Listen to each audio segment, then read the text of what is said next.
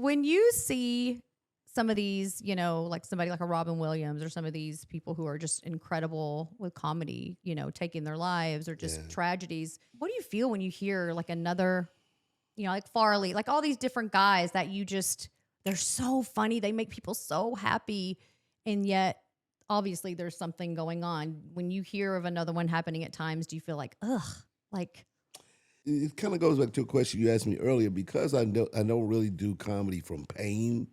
Like a lot of mm-hmm. pain. I empathize with someone I who's see. suffering that much, right? Because it's internal, right? And you really see the genius, and you wonder if it's that combination, right? That Mm, genius in that suffering that allows them to say so many prolific things. Richard Pryor was another one.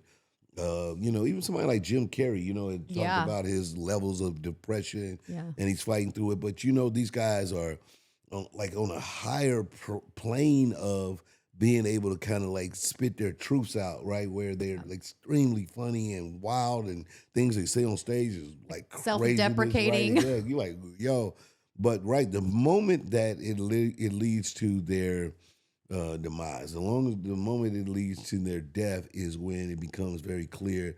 Like, man, I wish it wasn't all about the funny, right? I wish Mm-hmm. somebody could saw him as a human being and been able to kind of help that. But a lot of guys protect that Yeah. because that's what they trust to allow them to go on stage. Mm-hmm. So they protect their destructive behavior Yeah.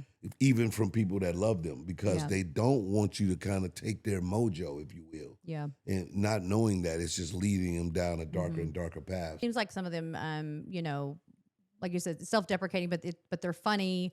It's therapy for them, but then it becomes where not even that is working. Right. And then when you look up and you see like that's and you see these legends kind of like just going out, just basically and ran the course. They're just tired. Yeah.